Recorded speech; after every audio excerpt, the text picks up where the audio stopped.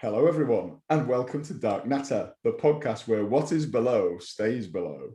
I am John Richter, and I am delighted to be joined today by Nik Whittaker, who is, as I've probably said before, one of the good things about doing this podcast and moving in kind of writerly circles is you meet some dead cool writers, and Nik is a dead cool writer. But I will shut up now and let him introduce himself. Thank you very much, John. Nice introduction. So I'm Nik Whittaker. I'm a predominantly science fiction writer, although I am starting to venture into fantasy. Just love John's work with Dark Natter as well. So when he asked me to be on, this is just an honour, absolutely, to talk about horror and dark fiction and all the rest. It's great. Oh, brilliant. No, we're very lucky to have you. This is going to be good. And one of the other good things about doing this show and stuff is, obviously, sometimes you'll get guests on and they'll want to talk about a thing that you already know or have seen or have read. And other times they want to talk about a thing you haven't seen and you've never heard of.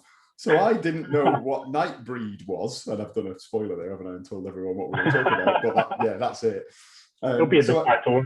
Yeah, good point. Yeah, there'll be a big label on the episode if that's true, actually. You're right. For this whole series, I've been trying to keep an aura of mystery about what the show's going to be when it's there in the heading. Never mind. And I didn't know it was a Clive Barker thing. And actually, to my shame, and of course, you're showcasing Clive Barker stuff in the background. In fact, I think I can make out that is Cabal. Is that Cabal? That is Cabal. That's brilliant. That's the soundtrack for Nightbreed as well, just up there. Oh, fantastic stuff. That's ace. And I didn't really know. I'm not that big of a Clive Barker person, even though I masquerade as some sort of horror guru when I'm clearly not. So, to my embarrassment, until last night, I'd never even seen Hellraiser, except for watching half of it when I was a kid and being so traumatized, and I couldn't bring myself to watch the other half. Finally watched that last night and thought, right, I've got to do that because it's going to come up. This is just a real serendipity, because you watched Nightbreed for the first time the same night that me and my partner watched it to rewatch it like a couple of weeks ago. Was it last week? But we watched Hellraiser last night as well. So we watched Hellraiser. That is a weird coincidence. That's really funny. The same days. And I guess I should try and resist the urge to talk too much about Hellraiser, because that's not what we're here to talk about. But that's sort of the Clive Barker. If you wanted to say to somebody, if somebody said, "Who's Clive Barker?" you'd be like, "Watch this," because it's I think that was his directorial debut, 1987, and it's just like an absolutely mad onslaught of really depraved, sadomasochistic gore drenched. But it's not.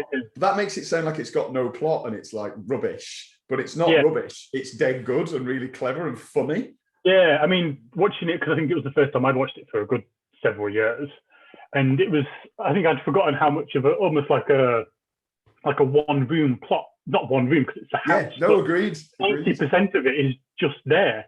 And that's what I think it's a sort of a very, whether or not that's because of sort of his resources for making it and that kind of thing, was that he just needed it to be quite a small cost as well. Just have it there. I mean, the special effects must have blown the budget on that, I think, quite a lot. Yeah.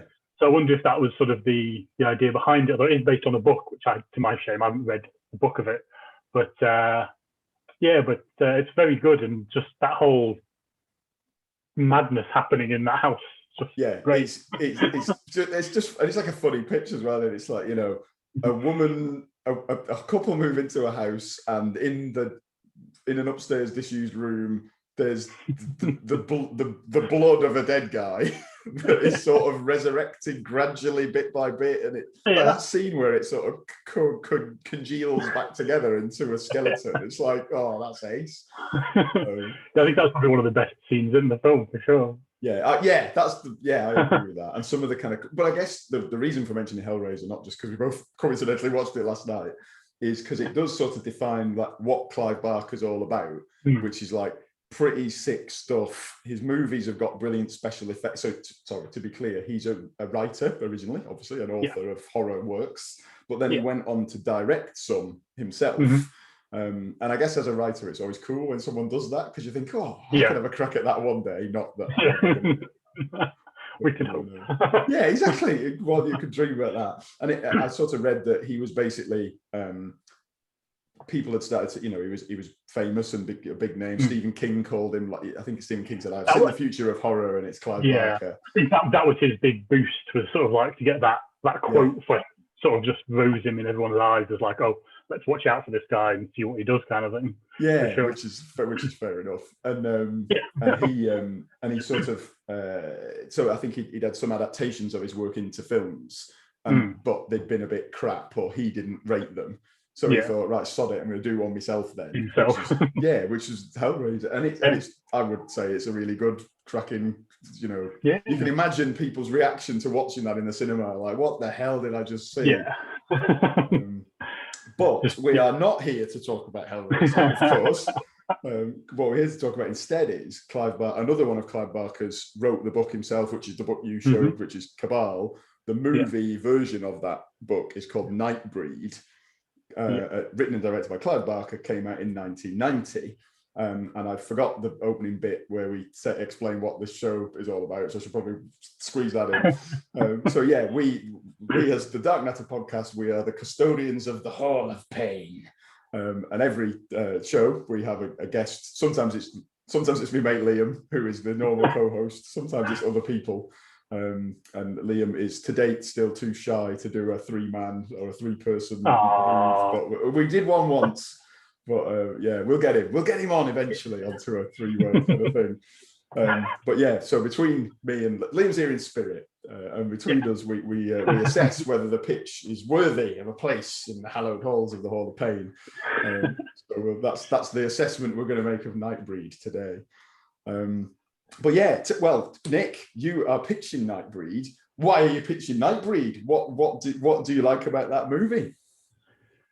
Well, to be fair, I think this could be quite would you call it a dark fiction or not? Because it's got quite a big sort of thing to the whole story, is that the monsters and the creatures in the film aren't necessarily the bad guys or the evil thing in it. They're just sort of this community that live under a graveyard, kind of minding their own business for most of it. And it's actually the human characters that are the sort of the dark part of the film, in my opinion. Totally. And I think it's sort of, I think one thing I will sort of probably move on to later, but I think you watched the original theatrical cut, and there's like 2 other versions of the director's cut and the Cabal cut that it's called. And with the theatrical cut, I believe the production company took away some of the parts of it that made the creatures more likable and more human in a way, and they sort of like tried to change it to a bit more of a slasher film, which is sort of the Cronenberg character with the mask and sort of walking around with the sort of psycho knife and stuff. And I'm sorry to cut in. I also, another one of my alarming gaps in the horror repertoire, I didn't know what David Cronenberg looked like. So I didn't know that was him. So at the end, he's like behind the lens, isn't he? So I didn't know he did any acting and had appeared in anything. So at the end, when I was like, who was? Oh no, it wasn't at the end credits. I googled it during the film. I was like, who's this bloke playing the serial killer? He's a bit weird and cool. Why have I never seen him in anything? Google it. It's David Cronenberg. Like, what? Blew my mind. Yeah, there's quite a lot of sort of random connections with that film. Sort of a bit of a divergence, but you've got sort of Danny Elfman doing the soundtrack, who's probably most famous for Batman and things like that. And then you've got Ralph McQuarrie on all of this sort of the designs of the temple and all the stuff and all the paintings on the wall.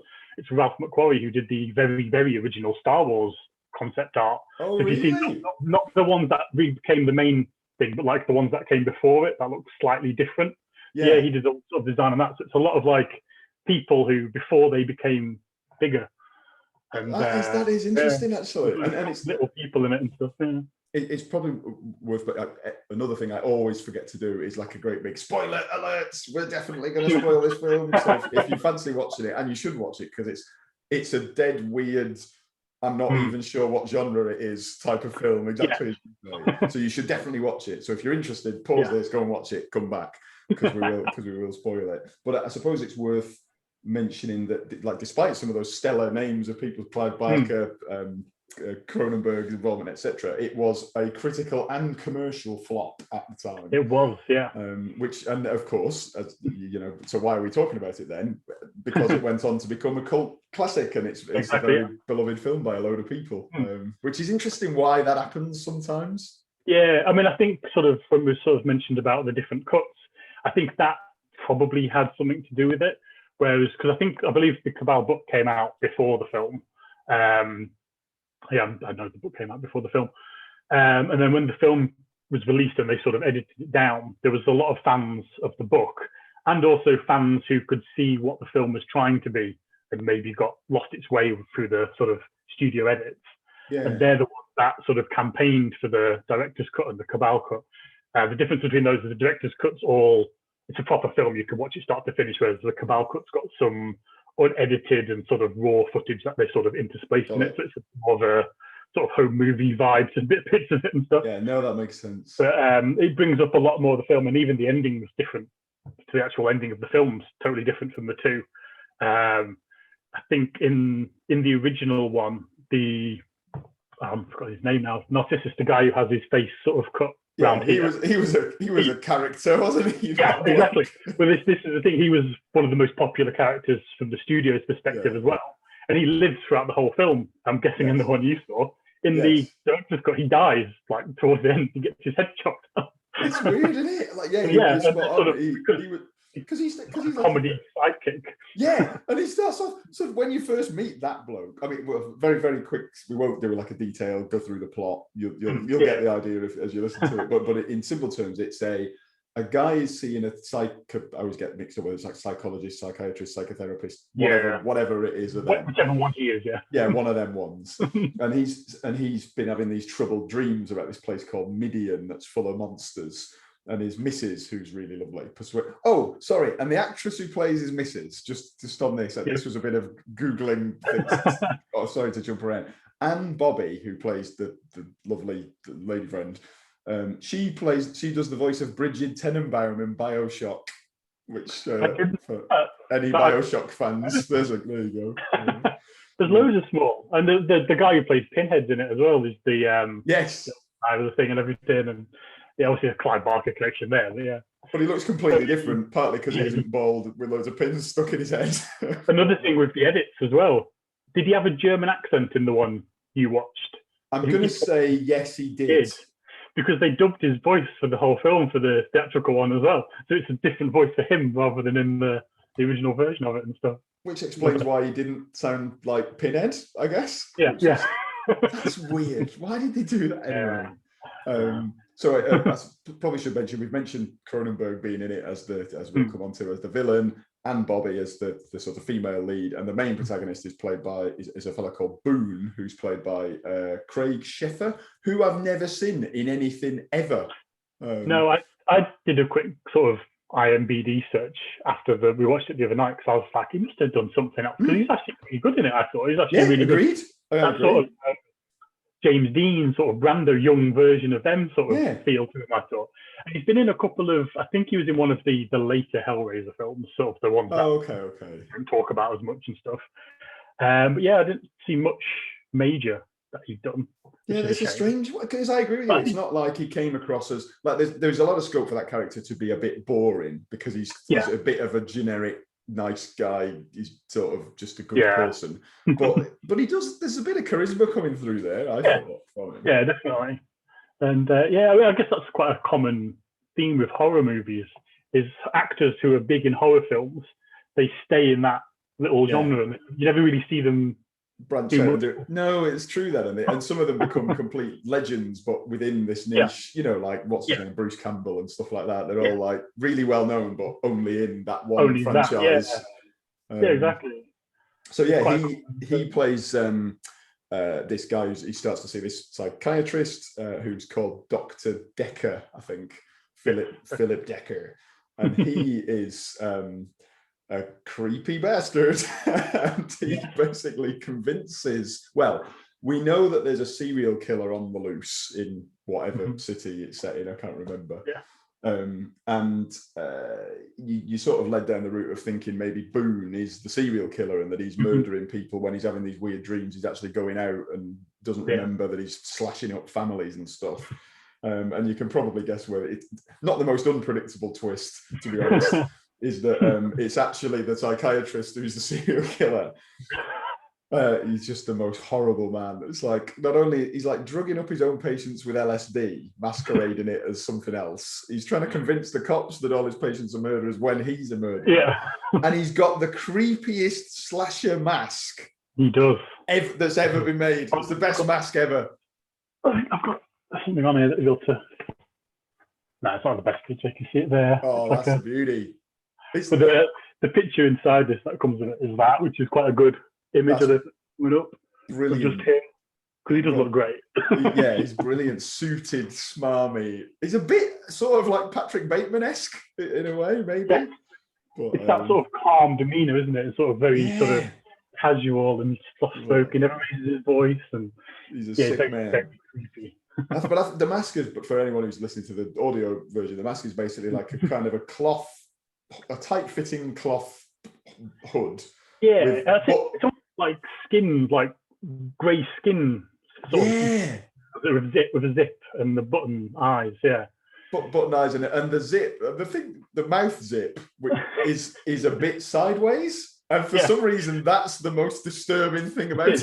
The wonky mouth. It's always unzipped as well, so you can just sort of see half his lips sort of in the wrong place, can't you? Yeah. I love it. I thought it was brilliant.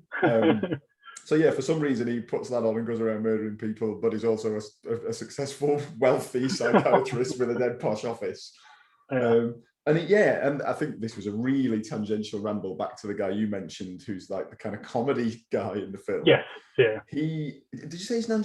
What's his name? Narcissus? It's Narcissus, I believe. Yeah, Narcissus, something like that. Yeah, they've got some very strange names. I think he's another patient of Decker, who is also having. Yeah. Oh, have I got that?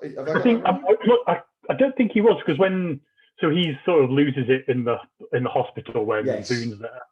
And then, again, this might be a difference of the two versions, but in the one I watched, Decker comes and he basically says to the cops, like, oh, I'm a psychiatrist, let me talk to him. I might be able to get him to tell us what's going on.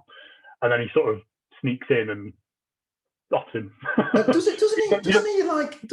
Does Decker not the guy is talking about revealing his real face, and there's a proper Clive Barker level of unpleasantness, starts cutting bits of his own face off.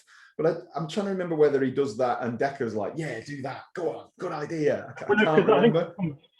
That comes before, because that's when he's talking to Boone, and he's in the hospital. He talks to him, and then Boone escapes. Yes. And then they go in and talk to the other guy, because he keeps talking, because Decker hears him talking about Midian. Yes. Because he shouts about it. So then he's like, "Oh, that's the place that Boone's going. I want to see that as well." He decides he wants to get rid of all of the monsters. So it's a more coincidental encounter than. I think so, yeah. Because he's just trying to track. I think sort of the sort of unspoken part is, I think Decker's trying to use Boone to find Midian. Yes. Because there's a scene in the one I watched where Decker finds this old guy living in the little hut, and he knows about the monsters, and he's trying to find them because he wants to clean the world of the monsters, basically. Seems to be his sort of weird MO type. Yeah. So I think it's sort of him using, because I'm guessing with the dreams Boone has, Decker knows about those, so he knows about Midian, so he's sort of trying to use him as a puppet to find the place. And it probably makes more sense in the book, I suspect, than on my one viewing of the film. It perhaps comes across as slightly confusing, but it's in effect the narrative that leads us towards this place called Midian, which seems ostensibly is just like a knackered old graveyard at the top of an hill. But there's actually this massive sprawling city underneath it, where all these, as you say, monsters, I suppose words like monsters, freaks, the point being, they've got really, each one's kind of unique and really interesting, weird special effects makeup, latex type stuff. Some of the designs are like mad, absolutely crackers. Yeah, so I literally just went all out with the character designs. I think that's one of the things I really like about it. I just like all these weird and wonderful outcasts, I guess is probably the more friendly term for what they are. Because exactly. They sort of found each other, and They look after each other, and it's quite, you get that family feel, although they're weird as hell. There's definitely like a family feel to them all, and they're all sort of like friends. And the only one I think is the Pelican, I think his name, the red one with sort of the snaky dreadlocks. Yeah, it's unfortunate that we meet him first because he's the only horrible one. So Yeah, it's like exactly, the first time you meet them, you're like, oh my God, these people are monsters, because he behaves like an actual monster, whereas the rest, 99% of them are just lovely.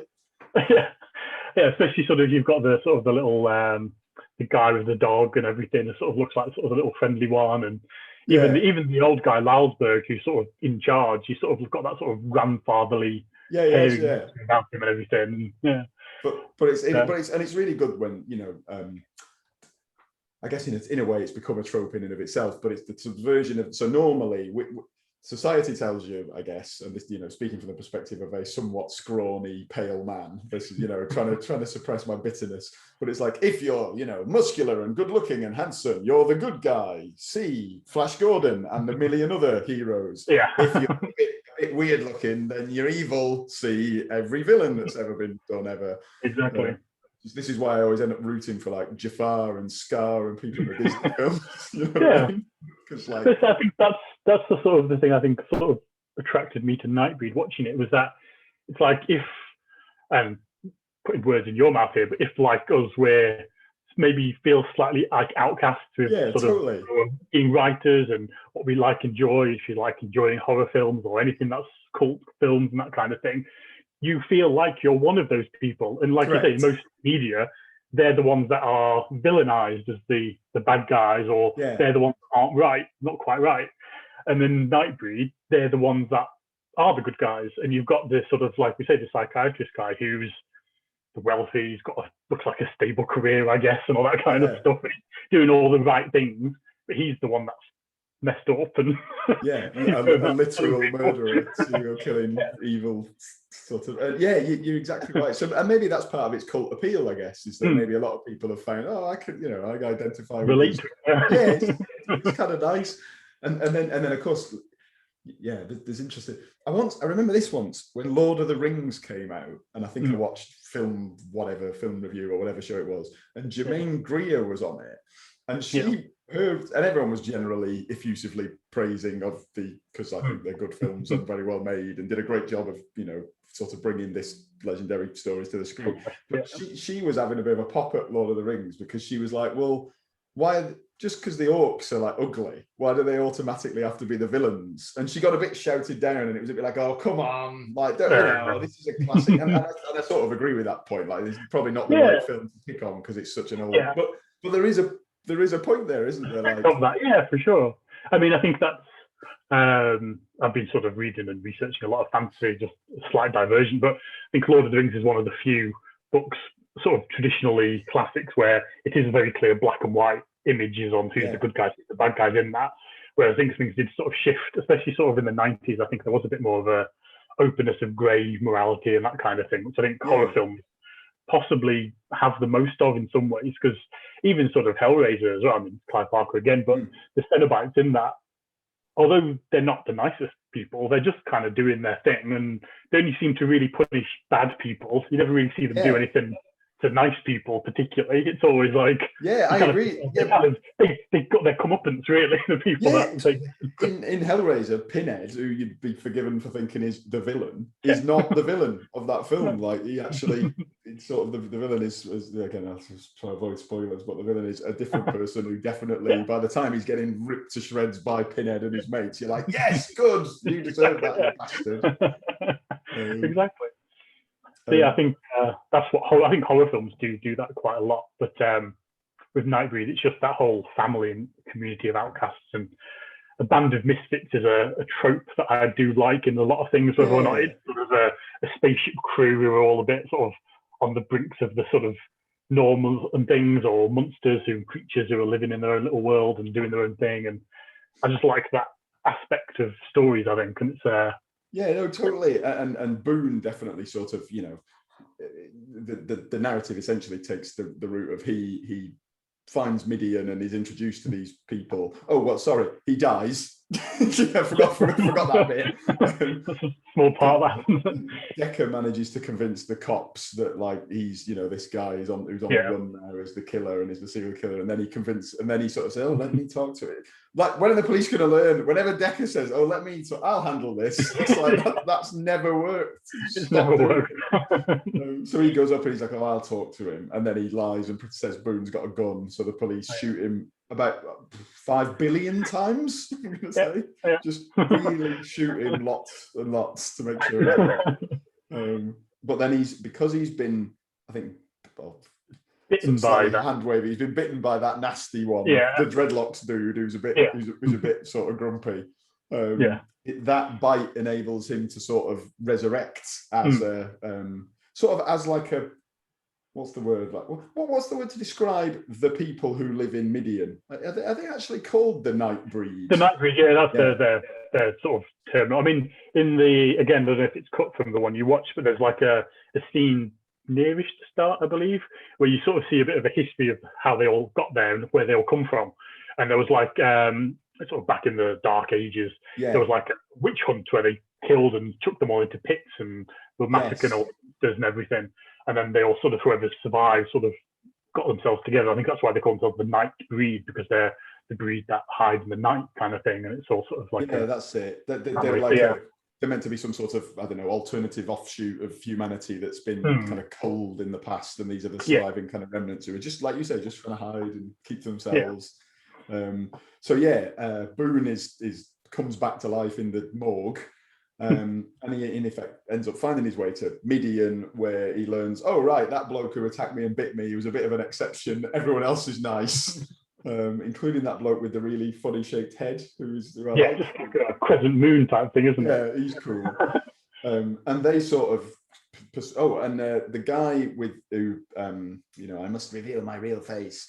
Is he dead by this point? Has he been resurrected as well, or is he? I guess so. Yeah, that was never really sort of clear in the film. I mean, I figure, because this is the one thing that I sort of question mark I have with the film, and I've not read the book for a long time, so I can't remember if it's answered in there, was because Boone was having the dreams of Midian, and you can assume that other guy was as well, because he's thinking about it. And it's like, was he already going to go there anyway if he hadn't got bitten and died and then turned into a creature? Because if he's having the dreams about it, was he already sort of destined to go there, the same as the other was? And I wonder, I mean, you could sort of say maybe it's sort of, if they are offshoots from humanity, maybe there's a genetic marker or something that sort of they're still part of that bloodline or something. I don't know. That makes sense. As you say, it's not really explained in the film. Yeah. No, but yeah, he ends up there as well. The guy who's cut his face. And the time when we saw him do that, it was like a really harrowing, disturbing, distressing scene with a mentally ill man mutilating himself. Next time you meet him, he's all like wisecracks and like smoking a cigarette in an inappropriate way. And, oh, sorry. He's sort of I think he's one of the best characters in it for sure. Yeah, just definitely. His friendly nature, and it's I think it was needed, because it gets quite dark towards the second half of the film with everything happening, whereas he still sort of adds a bit of humour to it all. And, it's. I suppose you could say that, I guess there's loads of, that you say, sort of intertwining influences all over the place. You could say it's probably a bit Lovecraftian, this idea of like visions of an ancient city and, with strange creatures living in it. There's definitely a bit of Lovecraft going on. Yeah. But he avoids that. He doesn't go down the tentacles route. It's all much more, to me, much more kind of original and interesting, the designs. Yeah, definitely. I mean, just walking through the whole underground caves when you're seeing all the different things passing by, it's just great. You just want to sort of pause it and have a look at all the different creatures they've developed, because they're all, like I said, all unique, but they all look right as well in a weird kind of way. They all look like, oh yeah, you can believe all these people are living there. And although I believe the set, it was filmed in Pinewood Studios near London, and that whole thing with all the walkways and the rope walks and everything, they built that as an actual massive set, like a huge set. So I watched some of the sort of behind the scene documentary stuff the other day, And yeah, you see sort of some of the sort of how they built it, what it looks like. It's just epic because it all existed as an actual place where they built it. Again, this is becoming so hackneyed for me to say this, but I basically just moan about CGI all the time. But it's like that. Yeah, it's not just the characters and monsters and so on. It's also like you say, the locations, like that. Yeah, strung together bridges and sort of rickety wooden walkways. That you can tell it's real, and it's a real place where the actors were really in. It's not just a green screen with a load of. Do you know what I mean? I think that's sort of something, especially with horror films, to have a good horror film that ages well. Don't use CGI, because CGI ages straight away. Like 5 years later, it looks dated.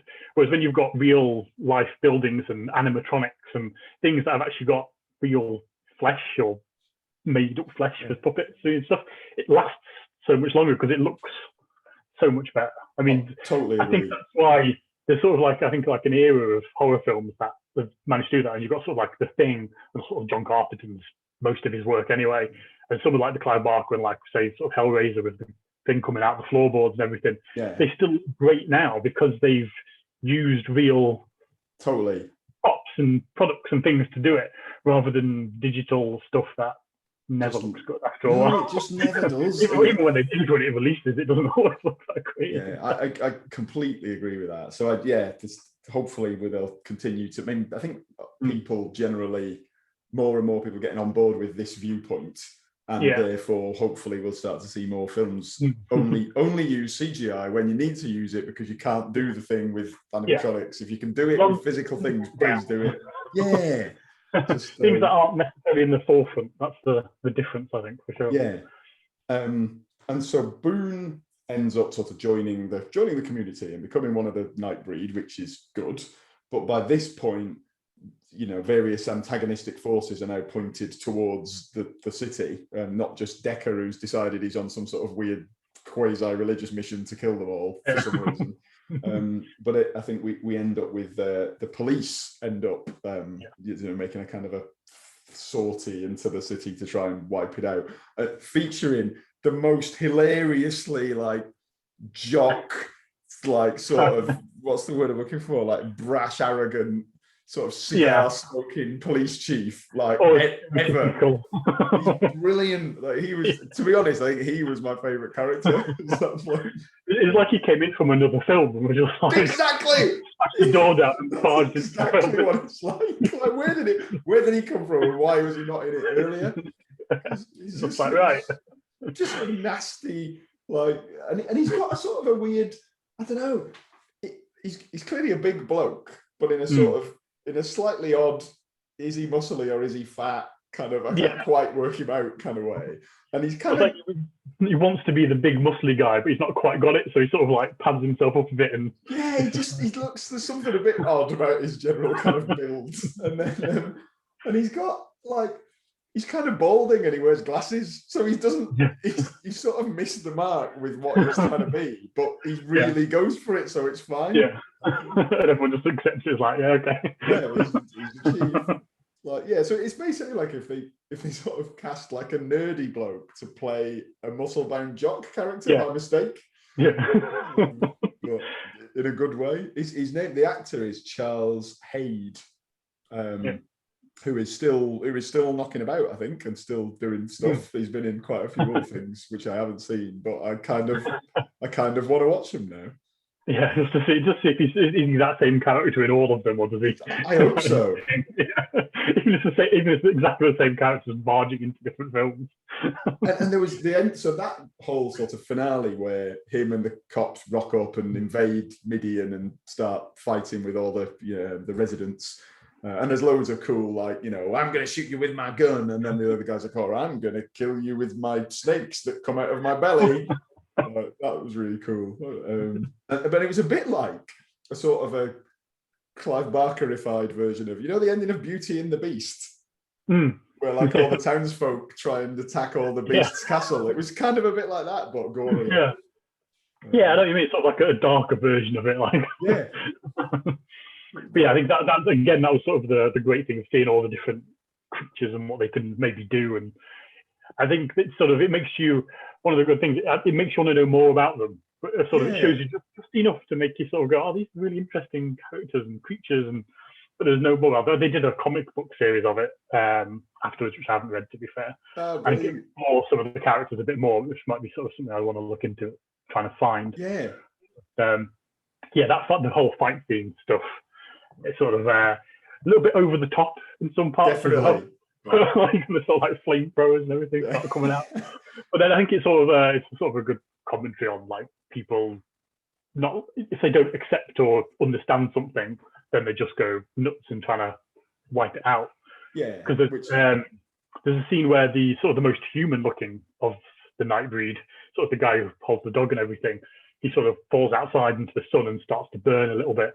And the police just start sort of wailing on him and stuff. And it's just like, he doesn't even look that different. He's one of the more normal creatures. It's just sort of the trigger of it, and just they don't understand it, so they just want to kill him. Although there is that one.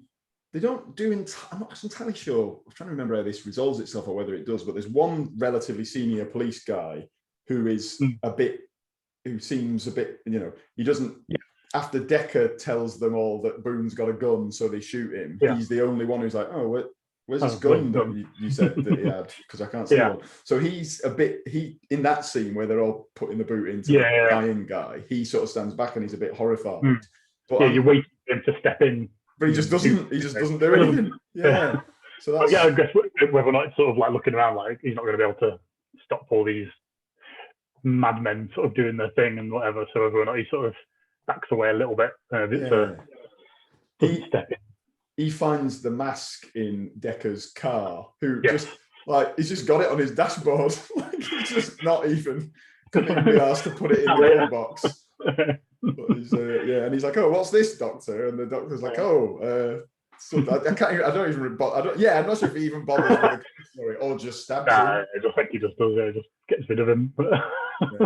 He is a nasty piece of work. And Decker himself, he ends up involved in that sort of finale scene. So while Midian is getting sort of torched, he's in there like, get the mask on, doing his thing, get involved, have some fun. And of course, that leads you to sort of a climactic scene where him and Boone have a fight. And I think by this point the tide has turned, because the Nightbreed release, they've got some like locked away feral Nightbreed people who like the ones that have gone a bit too far. Like, oh, you got carried away and let's just keep you downstairs. But they sort of come out and wipe the floor with all the policemen and all his cronies, and the swaggering police chief has to like get in his car and legs it. Does he die? Does he get killed? I can't remember what happens to the police chief. Not guy. in the one I watched, because the end of the one I watched, it sort of sets up. It could have been really good for some sort of sequel with him in it, because there's the preacher guy who's along with them all, and he gets sort of burnt, and he's by the end of it he looks like one of the monsters, although he's not. He's just been sort of tarnished or something. But he's there. And he's sort of looking around, sort of saying he wants to get basically revenge because they've not accepted him for whatever reason. And the police chief's there, and they're sort of like, they become like a sort of like a, we're going to find them and let's go and hunt them down kind of thing. So you've got like this great creature, and he's been burnt to like shreds and stuff. But you've got like the chief police officer, and they're both sort of like, and that would have been sort of a really good. I'd watch that as well. Oh, someone make that. That would be ace. It's like like the Garth Ennis creature. He looks a bit like him, and you can sort of see it being some sort of character sort of hunting down the crazy creatures and stuff. That would be a good story. Again, I don't know if the comics follow that story or not. But after rewatching it, I think I might want to hunt them down and find out. Probably worth a read, actually. At the time of recording, the last episode we put out was about Big Trouble in Little China, and there's a sequel of that is a comic. But I've read some of it. Well, there's, being a massive Kurt Russell fan and John Carpenter. When I looked back through your back catalogue thinking of what we were going to talk about, I was like, they've done John Carpenter. So there's a weird comic series where they all the different versions of Kurt Russell together. So you've got, well, not all of them, you've got Snake Plissken meets what's his name? Jack Bird. You've got the two of them together, and it's sort of like they really work because they're similar but different. But it's a great. It's not so it's like high quality of like literature or anything, but it's entertaining story. Yeah. And There's another one. I'm sure there's another Kurt Russell in it as well. But I can't remember which one now. Yeah. Because he's different in every film he's ever in, which is he even makes the Christmas Chronicles watchable just because it's him as Santa, because that is a crap film. Yeah. You can still get through it because Kurt Russell's playing the lead. But, yeah. Anything he's in is worth watching. Just automatically good. I agree. Well, so I guess to conclude on Nightbreed, from a sort of plot perspective, the one bit I kind of missed out was Boone's. They're not married, I think it's his girlfriend. No, it's his girlfriend. Who the character's name I have failed to write down. But she. Laurie, that's it. And she, I think she isn't. She doesn't become in the theatrical original version. She doesn't become a Nightbreed, but she sort of stays with Boone despite his Nightbreedliness. And I think the ending is he's gonna help them find a new home because their home's been smashed up by the cops. And that's kind of it, really. It's sort of like in a way, it's like a happy ending. Him and Laurie still together. They're going to help the Nightbreed and then move on with their lives. And then there's a weird scene where that religious dude is like doing a ritual in the ruins of Midian to resurrect Decker with his mask on, which is okay, cool. Well, that's the sort of complete different to the director's cut version. Because in that one, so basically very same thing. All the monsters are sort of hiding out in a shed in a barn somewhere, and Boone's going to help them find their next place. And Laurie basically says, "I'm coming with you." And he's just like, "Well, you can't because these are all monsters, basically." And so they start to walk away, and then she kills herself. She stabs herself, drops to the ground, and then Boone's kind of like, "Oh," and then he bites her and brings her back as one of the Nightbreed and sort of turns her. And then that's sort of, to me, that's a bit more of a love story type thing rather than just like, let's go and help them. It's like sacrifice yourself to sort of stay together. Yeah, that makes a lot more sense. That's a much better ending, isn't it? Yeah, there's a great scene where they're both stood on the sort of the hill after they've been turned and looking down at the monsters, almost like they're new saviors kind of thing, and leading them to their next promised land type thing. Yeah, the Decker thing, the resurrection thing doesn't happen. But I think that was, again, the studio wanting to have it as like the slasher bad guy coming back kind of thing. And cliche sort of style of it and things, but it's sort of very different in the other version, which I think works better in how the director's cut. Yeah, sounds a lot more logical. Albeit, like I did read very briefly, like a Barker saying that he thinks it was a flop because the studio kind of ramped up the slasher bit, which it isn't really, and marketed it as if it was a slasher movie. But I would watch a slasher movie with Decker in. So I don't have a problem with that. If that's the way I wanted to go. Great character, a great creature, but sort of mental madness.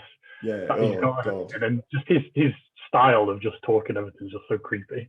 Yeah, Cronenberg. It's kind of made me want to go and watch more David Cronenberg films. Yeah. Again, I've seen some, but not all of his entire back catalogue. So it's you may be similar to me. Like, I mean, it was probably about X amount of years ago, back when it used to just be 4 or 5 TV channels, and you just put the TV on it in the middle of the night and just watch whatever random horror film came on. No idea who wrote it, who directed it, anything. We just see them, and that's how I saw Nightbreed for the first time.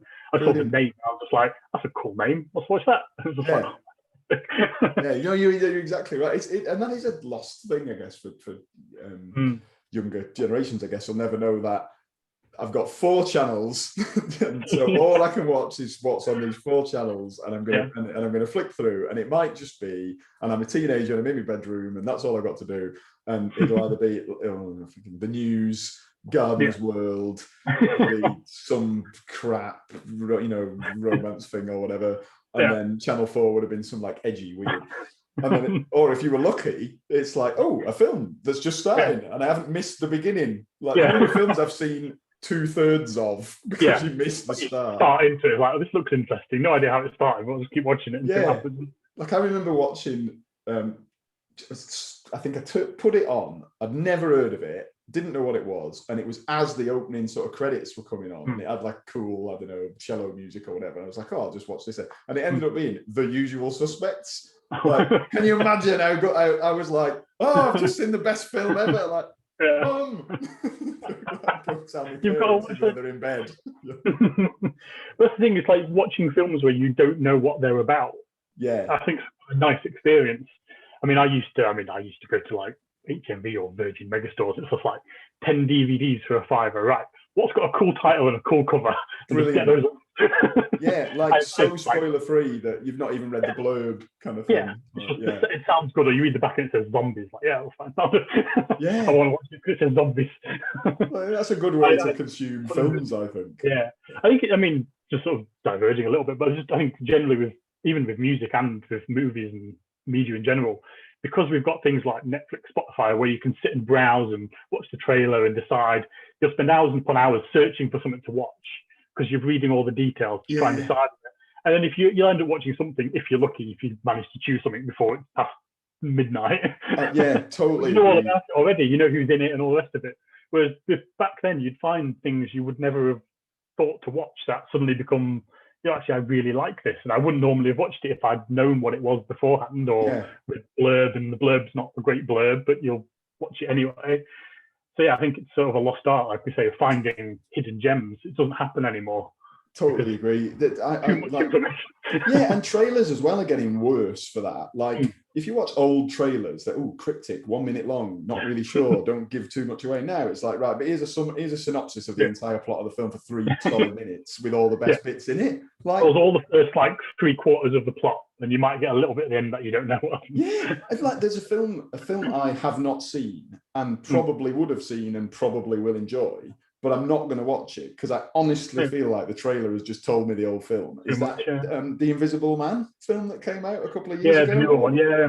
There's just no need. I've seen it. Yeah. I've seen a 5-minute summary of it. I've seen the trailer and I've not seen it. But yeah, I've seen the trailer and I was like, unless there's some really dramatic changes like halfway through, you kind of know pretty much where it's going to go. Although I've heard it's really good actually. So me too. But even like there's a bit in the trailer where it introduces its concept. There's a creepy invisible man who's bad, and there's a woman who's, he's tormenting her and no one believes her because he's invisible, so they think she's crazy. Fine. But then it shows far too much, loads of that, unnecessarily loads. And then it shows a scene where she like catches him out and she's like, "Aha, I can see you," or something. It's like, no, don't show us that she gets to come up and that's one of the sort of like good moments in the film where you go, yeah, she's figured out the thing to do. Whereas if you know it's coming, you're just waiting for it. Correct. So I'm sorry, this is a completely irrelevant rant, but that trailer really annoyed me. I know what you mean. And Nightbreed, a good thing about Nightbreed, I would say, is one of its many good things, is it has got that completely, I don't even know what type of, I have no idea what's going to happen. No, what genre that film is as well. Like, you'd probably call it horror, but I don't know. It's dark fantasy, but it's not really a fantasy because it's set in the real world, but it is a fantasy because it's got weird creatures in it. It's really unique kind of thing. It is. It's definitely different. It's got a lot of different. I think it's just a very much an ideas film. There's just so many things in it that it makes it feel like there's such a bigger world behind it as well. And I think it's always great when films do that, where you see this part of it, but you could imagine so much more being there that isn't revealed in the film. I think that's quite a good Clive Barker. I think even like Hellraiser, where the Cenobites are only in it for like probably 10 minutes if you added it all up, but you feel so much more behind it, and it sort of adds that backstory without going over the top with it and stuff. Yeah. I totally agree with that. It sort of alludes to there being this bigger world that you've not been allowed to see. So, like you say, spin-off sequels. There's loads of kind of potential. I was going to ask you, Nick, because when you introduced yourself earlier, we probably didn't cover well enough your own work and your own books. So I was going to ask you whether Nightbreed had any particular influence on you and your kind of writing style. I'd say it probably did. I was thinking about my influences and stuff when we sort of initially started talking about having a chat and things. And I realised that things about, like with Nightbreed, where the monsters aren't always the bad guys, and that idea of I'd say sort of like everyone's a hero in their own world. So like villains don't see themselves as villains and that kind of thing. And I'd say most of my books I've wrote, so there's the Neon Helix universe, which is a sort of cyberpunk stories, as Neon Helix, Neon Cortex, and Neon Blood. And there's also the Omega Drive, which is more of a space opera. But the bad guys that are in those, they have their own motivations and their own things, and you can actually sort of go, actually, yeah, I can understand their perspective. And I've even had quite a few people, especially from reading Neon Helix, that say, I'm not sure who the bad guy is meant to be. Brilliant. Which in some ways people might say is a bad thing because it's not clear, but then I've done it on purpose because I want you to sort of go, actually, I understand where they're coming from. Yeah, totally. Their perspective. And if you can understand that, it adds more to the characters and sort of the plot, I think, because if you've got carbon cutter characters who are, they're bad for their own reasons, but you don't know those reasons and they're not understandable and they don't really make any sense, it takes you away from them and they become separate. Whereas if you can actually connect with them and understand their reasons, you may not agree with their reasons and they may still seem like the bad guy, but you can empathize with what they're doing and why they're doing it. Yes. I think that's definitely influenced me quite a lot in sort of developing stories, for sure. And then again, the sort of ragtag bunch of misfits sort of trope is definitely a thing. It's more so in the Omega Drive, which is a crew on a ship and all that kind of stuff, where they look after each other and they're all friends and they'll do whatever they need to do to look after each other. And that's sort of in all my sort of stories, I always have a group of people seems to come together. Even if on a planet, they just seem to do that. Yeah, no, but that's really good. That's really good. And yeah, you're exactly right about that whole thing about people. And people want that now. People won't accept, oh, I'm a villain for no apparent reason. It's just that's kind of a dead thing now. You've got to have more of a three-dimensional character. People seem to like that whole, almost like anti-heroes. Almost even there's a lot of shows now where like the main protagonist is kind of the villain now. And, people like it. So you're spot on. Yeah, I think for me it stems from films like Nightbreed, where it's that not everyone is what they appear to be, and the bad guys could be the good guys, and the good guys could be the bad guys, and it's just all how you portray it and things like that. Yeah, and I think a lot of horror films. I mean, there's different. Obviously, in horror films, it's quite a massive genre, obviously, but there's sort of if people think who aren't necessarily well versed in horror films, they always just see it as like the slasher, the creature, the Freddy Krueger, the Jason. They're always pretty much, I mean, they newer films, they try and add more backstory and sympathizing elements to them, but traditionally they are just this thing going around killing people for the hell of it, usually. Yeah, no, it's a really interesting point, that, because when you do, this is not to sort of be elitist, people who don't understand horror, but it's maybe there is a tendency for people to think that there's an assumption that people make that it's about, who's the baddie and what's the baddie's gimmick?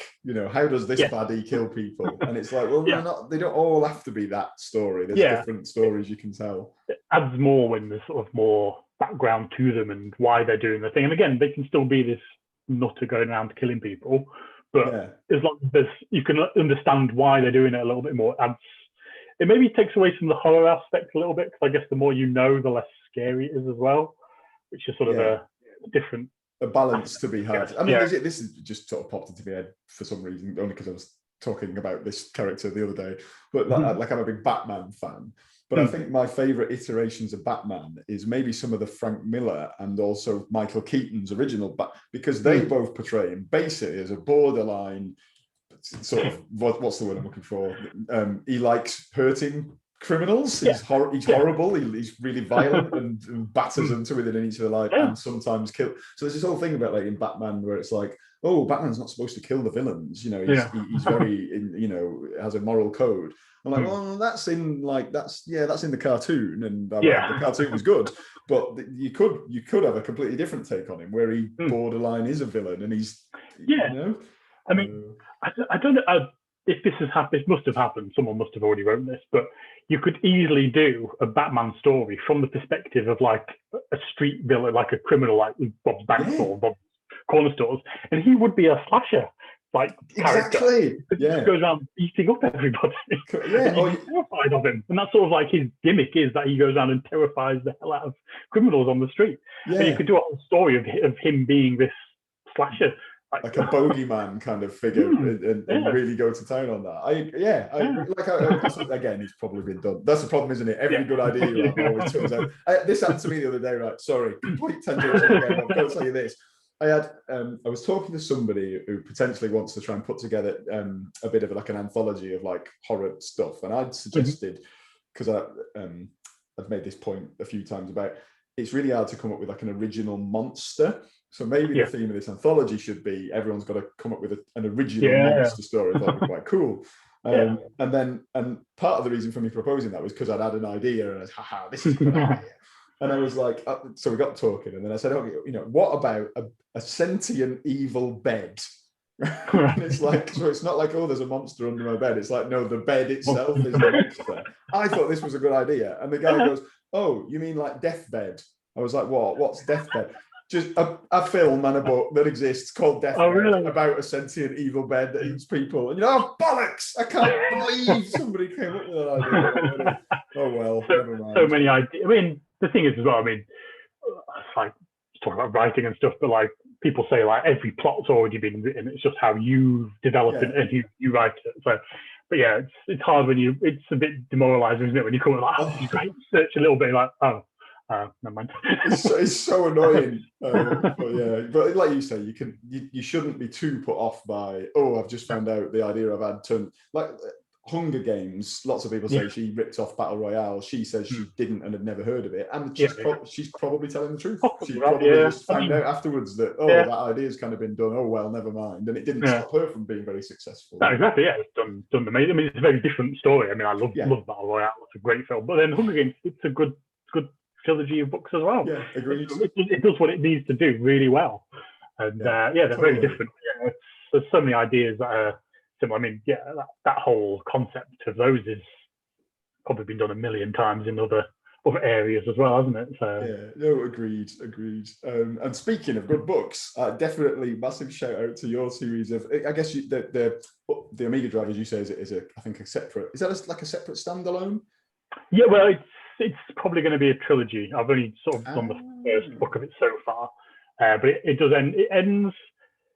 I think it's a satisfying ending, but it does end with like some massive questions to be asked and that kind of thing that need answering. But the other books are yours. Are the it's I think the first one, if I've got my facts right, it's Neon Helix, Neon Cortex, and Neon Blood.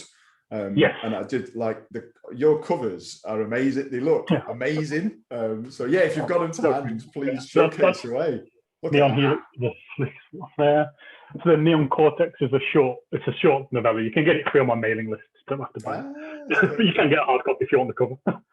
And then Neon Blood is that one, which is Neon Blood's got a lot more sort of darker stuff to it. And obviously the name, it's got my cyberpunk version of vampires in there that I tried to make sense in a cyberpunk world. Brilliant. So I've managed to do quite well.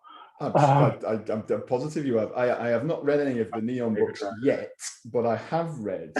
Well, how you and me know each other is through we sort of involved in like a cyberpunk writers group who collaborated on an anthology, which is there it is, the Neo Cyberpunk thing. Your story in that is brilliant. I love that. And without giving away any, in effect, it's like a cyberpunk. I'm going to say I think it's called a synth weaver, but it's like a DJ, and it's almost like an augmented DJ who does like soundscapes and visuals, but something actually goes a bit wayward. And you had in that story, you had a great example of so a thing I like is clever acronyms in fiction. So you had the technology that is used is the Cortex Overwhelming Disruption Audio, which is obviously Coda. I was like, yes, that's genius. Well done. I spent hours trying to figure that one out. Brilliant. I was like, here's some musical words. I need to try and get something that makes sense in there, because I do like putting hidden things in my stories. And I mean, even in that one, the main character, sort of the simply the DJ, he calls himself Shinobi. And the female character in it, I used I can't even remember what it is now, but it's the female name of a female ninja. I see. I didn't even clock that. Sort of like things. Yeah, it's sort of. I mean, I'm a massive Marvel geek from the comics, and even in the Neon Helix books, there's hidden things that are related to Marvel. If you know Marvel and you knew to look for it, you'd see them like. It probably doesn't even spoil anything, but there's a character called Peter in there, as in Peter Parker, but there's also another character who has a connection to him without spoiling anything, and his name's Riley, which if you know Spider-Man comics, there's a called Riley, and it mixes into the plot of the book, and it kind of, just little things that if people know it, they'll it's great. It's loads of fun doing stuff like that. I've read all the Jack Reacher novels because I just love them. I read the first one when I was about 14 and just never grew out of it. And I did actually clock this before it was officially known, because I suppose if you watch a lot of football in the 90s, it was kind of one of loads of characters named after Villa players. He's a Villa fan. Lee Charles is like, Jack Reacher squared up to Staunton and Milosevic. It's like, hang on a minute. That's like Steve Staunton and Savo Milosevic. Like, that's too much of a coincidence. It's when you start realizing that writers, they do struggle with names sometimes. And like, right, they need something that they can use as a thing to help them do it, and it adds something as well for people that notice it, for sure. Yeah, that thing. This happens to me all the time. I don't know if you do this. Is placeholder name goes in, and then I just get attached to the placeholder name. So just that becomes the name, even if it's daft or even if it's clearly lifted from some other thing. So it's amazing how often you sort of names are one of the hardest things, I think, when you're writing. Like, especially when you're sort of in the flow of writing, a new character pops up that you haven't given a name yet. You're like, I don't know. Yeah, it usually sticks, to be fair. It does usually stick. Until your editor points out that you've got like 5 characters whose names all begin with B and they all sound a bit similar. And, oh no, I've got to change them now. It's horrible. Yeah, that is one of that's one of the key things. Is like, get the alphabet out and make sure you're ticking off the different letters.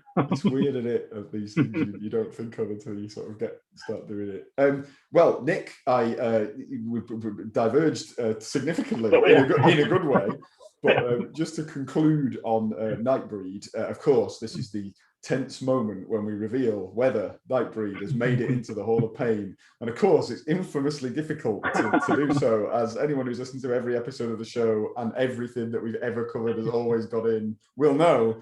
But you never know, one day there could be a pitch that fails dismally, and today is not that day. So Nightbreed is, of course, welcomed with open arms into, some parallels there. It is underground.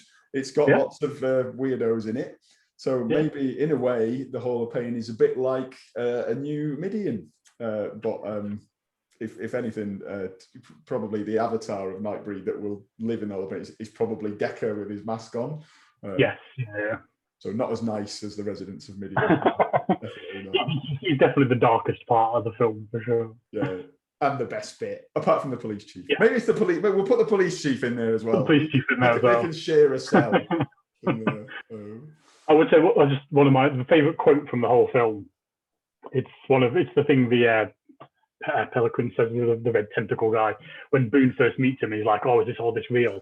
And he says, "It's all true. God is an astronaut. Oz is over the rainbow, and Midian is where the monsters live." And I think that's just a great line for the film. Absolutely brilliant. Love it. I forgot it. That's almost like his opening play, isn't it? Like, that's how he introduces himself. But it is, it's a great line to introduce yourself. It is a good line. So it might not look. He comes across as one of those. Those fellas who like you'd see in the pub, who were like very willfully alternative, and they'd maybe have like a pet snake and that they just always bring to the pub as like a talking point. And at first you're like, whoa, this guy's really cool. And then when you've seen him about 10 times doing the same shtick, you're like, he's getting on the nerves a bit now. He kind of reminded me of one of them. Yeah, it's just him. Just you get used to him. Yeah. Oh, is he talking about Oz again? Oh, eye roll. Just get him a pint and he'll be quiet. Yeah, I think that's how he comes in. Like you think he's going to be the villain at first. And you do. He's not even that big a character by the end. But bless him. Well, Nick, thank you very, very much for joining us to discuss this movie, which I'm very glad I have now watched. Yeah. Did you want to, in terms of your sort of contact details, or whether there's any announcements or Twitter handles or anything else you wanted to drop? Yeah, I mean, I'm nikwhitaker.com is the website. Everything links through from there. But yeah, if you just put Nik Whittaker, N-I-K, it's the only awkward thing because my parents were big Nick Kershaw fans. That's where that comes from. So yeah, I'm not Greek or anything like that. It'd be more cool if I was. But so yeah, Nik, N-I-K, Whittaker. Yeah, you'll find me on most social media. And like I say, if you do want to read any of my stuff, Neon Cortex, which you can read without reading any other books, you can get free by signing up to my mailing list. That's what I do. And yeah, I've hopefully got a fantasy novel coming out towards the end of the year. That's my plan, which just has some dark stuff in it. Oh, no, fantastic. Yeah, exactly. I was going to say I would expect nothing less, but yeah, but it's great that you're doing a bit of genre hopping as well and trying some different things. So good. I think doing sort of constantly sci-fi, I felt like I want to do something very different. And Brilliant. fantasy, same but different. I mean, fantasy and sci-fi always get muddled, put together as a sci-fi and fantasy, but they are very different in their own ways as well. Yeah, you're absolutely right. And well, we look forward to that because I bet that'll be a really good. I'm convinced that'll be a really good read. And I didn't know that you got Neon Cortex free, so I'm going to go and sign up to your mailing list now. get me free book. So yeah, thanks. Get it. It's got a character that I think you'll like actually called Salem, who he's very quick divergent. Have you ever read Transmetropolitan, the comics? I haven't. It's better if you haven't, because you don't Good. tell that stuff. That's good. That's fine. Oh, yeah, no, that's good. He's a very British punk sort of style character, but I think it's really good. So, yeah. Excellent. Like a sort of a Johnny Rotten-esque kind of cyberpunk. Yeah, he's a little bit like he just goes around and he's sort of not very PC, and I think you'll enjoy him. I'm sure I will. And Nik, thank you very much again for your time. It's been a pleasure to talk to you, as I knew it would be, and hopefully speak to you again soon. Yeah, absolutely. I'd love to do another one. It's great fun, and fantastic. I might try and bring something that won't make it in just on purpose. Yes, if you could, have a go at like the crappiest possible pitch just to see it was like, no, this is a bit awkward. How do we tell him? Like a really notoriously rubbish horror thing. I'm trying to think what that might be. But, there isn't one. They're all good. Yeah. Cheers, Nik, and we'll speak to you again soon. Thanks everybody for listening. Thanks so much. Catch you later.